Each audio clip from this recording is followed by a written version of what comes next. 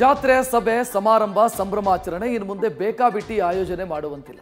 ಪೊಲೀಸರ ಅನುಮತಿ ಕಡ್ಡಾಯ ಮಾಡೋ ಜನಸಂದಣಿ ನಿಯಂತ್ರಣ ವಿಧೇಯಕ ವಿಧಾನಸಭೆಯಲ್ಲಿ ಮಂಡನೆಯಾಗಿದೆ. ಆದರೆ ವಿಧೇಯಕಕ್ಕೆ ವಿಪಕ್ಷಗಳಿಂದ ಆಕ್ಷೇಪ ವ್ಯಕ್ತವಾಗಿದೆ. ಮಾಡ್ತಕ್ಕಂಥದ್ದು ಅವರ ಹಕ್ಕು. ಮಾಡಬೇಕು ಪೊಲಿಟಿಕಲ್ ಕಾರ್ಯಕ್ರಮಗಳು ಬೇರೆ ಬೇರೆ ಇವತ್ತೇನು ಹೋರಾಟ ಮಾಡ್ತಾರೆ ಇಲ್ಲಿಗೆ ಸಂಬಂಧಪಟ್ಟಾಗೆ ಮಾತಾಡಿ ವಿಷಯಗಳನ್ನ ನಾವು ಪ್ರತಿ ಸಲ ಅಗೌರವ ಮಾಡ್ತಾರೆ.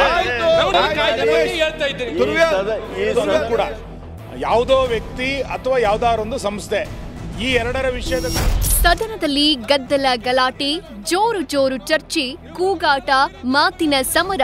ಚಿನ್ನಸ್ವಾಮಿ ಸ್ಟೇಡಿಯಂ ಬಳಿಯ ಆರ್ಸಿಬಿ ಸಂಭ್ರಮಾಚರಣೆ ವೇಳೆ ನಡೆದಿದ್ದ ಕಾಲ್ತುಳಿತ ದುರಂತ ಸರ್ಕಾರಕ್ಕೆ ಕಪ್ಪು ಚುಕ್ಕೆ.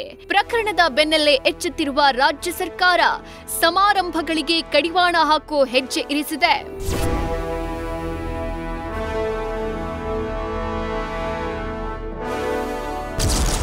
ವಿಧಾನಸಭೆಯಲ್ಲಿ ಜನಸಂದಣಿ ನಿಯಂತ್ರಣ ವಿಧೇಯಕ ಮಂಡನೆ.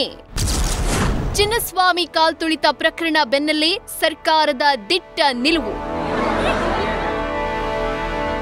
ಭಾರೀ ದಂಡ ಹಾಗೂ ಜೈಲು ಶಿಕ್ಷೆ ವಿಧಿಸಬಹುದಾದ ನಿಯಮಗಳನ್ನ ಹೊಂದಿರುವ ಕರ್ನಾಟಕ ಜನಸಂದಣಿ ನಿಯಂತ್ರಣ ವಿಧೇಯಕ 2025 ವಿಧಾನಸಭೆಯಲ್ಲಿಂದು ಮಂಡನೆಯಾಗಿದೆ. ಚಿನ್ನಸ್ವಾಮಿ ಸ್ಟೇಡಿಯಂ ಬಳಿ ಕಾಲ್ತುಳಿತ ಪ್ರಕರಣದಂತ ಮತ್ತೊಂದು ಪ್ರಕರಣ ನಡೆಯದಂತೆ ಜನಸಂದಣಿ ನಿಯಂತ್ರಣಕ್ಕೆ ಕ್ರಮ ಕೈಗೊಳ್ಳಲು ಮುಂದಾಗಿರುವ ಸರ್ಕಾರ ಈ ವಿಧೇಯಕ ಮಂಡಿಸಿದೆ.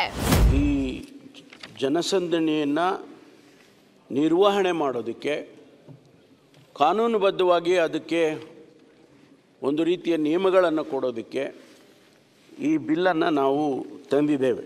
ಅರ್ಜಿ ಆಗಲಿ, ತೊಂದರೆ, ನಾಗರಿಕ ತೊಂದರೆ ಅಂದ್ರೇನು, ಜನಸಂದಣಿ ಅಂದ್ರೇನು, ಎಷ್ಟಿರಬೇಕು ಅದನ್ನೆಲ್ಲ ನಾವು ಡಿಫೈನ್ ಮಾಡಿದ್ದೇವೆ.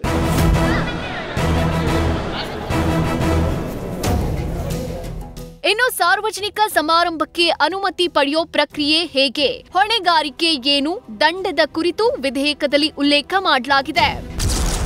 7,000 ಹಾಗೂ ಅದಕ್ಕೂ ಹೆಚ್ಚು ಜನ ಸೇರೋ ವೇಳೆ ಅನುಮತಿ ಕಡ್ಡಾಯ ಎಂಬ ವಿಧೇಯಕದಲ್ಲಿ ಸೇರಿದೆ. ಕಾರ್ಯಕ್ರಮ ನಡೆಯೋ 10 ದಿನಗಳ ಮೊದಲೇ ಅನುಮತಿ ಪಡಿಬೇಕು. ಆಯಾ ವ್ಯಾಪ್ತಿಯ ಪೊಲೀಸ್ ಠಾಣೆಯ ಅನುಮತಿ ಪಡಿಲೇಬೇಕು. ಇನ್ನು ಸಂಭ್ರಮಾಚರಣೆ ನಡೆಯೋ ಬಗ್ಗೆ ಸುಳ್ಳು ವದಂತಿಗಳನ್ನ ಹಬ್ಬಿಸುವಂತಿಲ್ಲ.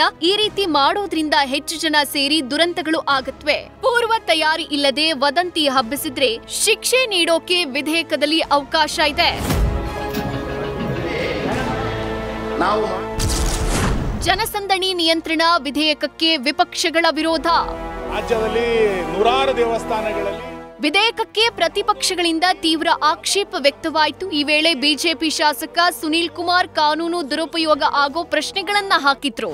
ನನಗನ್ಸೋದು ರೂಲ್ಸು ನೀವು ಯಾವ ಸದುದ್ದೇಶದಿಂದ ತಂದಿದ್ದೀರೋ ತುಂಬ ಸರಿ ಸ್ಥಳೀಯ ಪೊಲೀಸ್ ಅಧಿಕಾರಿಗಳು ಇದನ್ನು ದುರುಪಯೋಗ ಮಾಡಿಕೊಳ್ಳುವಂಥ ಸಾಧ್ಯತೆಗಳು ಹೆಚ್ಚಿರುತ್ತೆ. ಹಾಗಾಗಿ ರೂಲ್ಸ್ ಫ್ರೇಮ್ ಮಾಡಬೇಕಾದ್ರೆ ಭಾಳ ಎಚ್ಚರಿಕೆಯಿಂದ ಮಾಡಬೇಕಾಗಿರುವಂಥದ್ದು ಅಗತ್ಯ ಅಂತ ನಂಗನ್ಸುತ್ತೆ.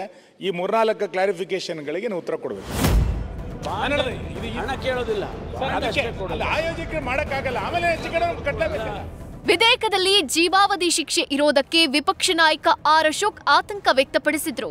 ನಾನ್ ಕಮರ್ಷಿಯಲ್ಗೆ ಈ ಕಾಯ್ದೆ ತರಬೇಡಿ ಅಂತ ಮನವಿ ಮಾಡಿದ್ರು. ಅದು ಸಮಾಜದ ಬಗ್ಗೆ ಕೇಳ್ತಾ ಇದ್ದೀರಿ. ಇದರಲ್ಲಿ ನನ್ನ ಸ್ವಾರ್ಥ ಏನಿದೆ? ನಾನೇನ್ ಮಾಡಲ್ಲ, ಇದರಲ್ಲಿ ನಾನೇನ್ ಮಾಡಲ್ಲ, ನಾನೇನ್ ಪರ್ಮನೆಂಟ್ ಅಲ್ಲ. ಇಡೀ ಸಮಾಜಕ್ಕೆ ಹೋಗುವಂಥದ್ದು. ನಾಳೆ ಏನಾನ ಹೆಚ್ಚು ಕಮ್ಮಿ ಆದರೆ ಜೀವಾವಧಿ ಶಿಕ್ಷೆ ಅಂತ ಹಾಕ್ಬಿಟ್ಟಿದ್ದಾರೆ. ಜೀವಾವಧಿ ಜೈಲಲ್ಲಿ ಇರಬೇಕು. ಪಾಟೀಲ್ ಹೇಳಿದ್ರು, ನೀವು ಯಾರೋ ಫಿಲಮ್ ಆಕ್ಟರ್ ಕರೆದ್ಬಿಟ್ಟೆ, ಕಮರ್ಷಿಯಲ್ ಅವೆಲ್ಲ. ಧನ್ಯವಾದಗಳು ಪರಮೇಶ್ವರ್ ಅವರಿಗೆ.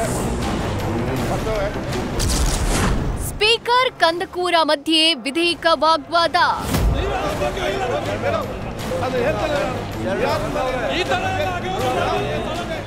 ಇದೇ ವೇಳೆ ಮಾತನಾಡೋಕೆ ಅವಕಾಶ ಕೊಡಲ್ಲ ಅಂತ ಜೆಡಿಎಸ್ ಸದಸ್ಯ ಶರಣಗೌಡ ಕಂದಕೂರ್ ಸ್ಪೀಕರ್ ವಿರುದ್ಧ ಏರು ಧ್ವನಿಯಲ್ಲಿ ಆಕ್ರೋಶ ಹೊರಹಾಕಿದ್ರು. ಈ ವೇಳೆ ಏಟು ಎದುರೇಟು ನಡೆಯಿತು. ಮಧ್ಯ ಪ್ರವೇಶಿಸಿದ ಹಿರಿಯ ಸಚಿವ ಎಚ್.ಕೆ. ಪಾಟೀಲ್ ಕಂದಕೂರ್ಗೆ ಕಿವಿಮಾತು ಹೇಳಿದ್ರು.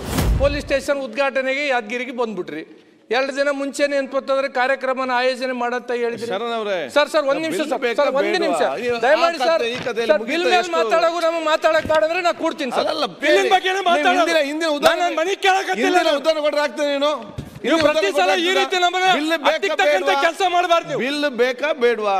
ಪ್ರತಿ ಸಲ ನಮ್ಮ ಮಾತಿಗೆ ಕೆಲಸ ಅದನ್ನು ನೀವು ಮಾತಾಡಿ ವಿಚಾರ ಮಾಡಿ. ಪ್ರತಿ ಸಲ ನಾವು ಮಾತಾಡೋದು ಪ್ರತಿ ಸಲ ಅದನ್ನೇ ನಾನು ಹೇಳುವಂತದ್ದು ನಿಮ್ಗೆ.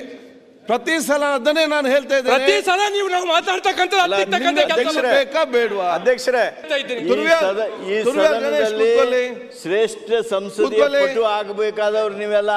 ಆದ್ರಿಂದ ನಿಯಮಗಳನ್ನು ನೋಡ್ಬೇಕು, ನಮ್ಮ ಟ್ರೆಡಿಷನ್ ನೋಡ್ಬೇಕು, ತಾಳ್ಮೆ ಇರಬೇಕು.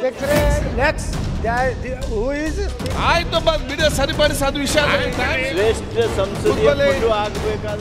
ಫೈನಲಿ ವಿಧೇಯಕಕ್ಕೆ ವಿಪಕ್ಷಗಳಿಂದ ಭಾರೀ ವಿರೋಧ ವ್ಯಕ್ತವಾದ ಹಿನ್ನೆಲೆ ಸ್ಪೀಕರ್ ಖಾದರ್ ವಿಧೇಯಕವನ್ನ ಕೈಬಿಟ್ಟು ಸದನ ಸಮ್ಮತಿಗೆ ಒಪ್ಪಿಸಿದ್ರು. Harish Kakol, political bureau, news first. News first ನಿರ್ಭೀತಿಯಿಂದ ನಿಮ್ಮ ಪರವಾಗಿ.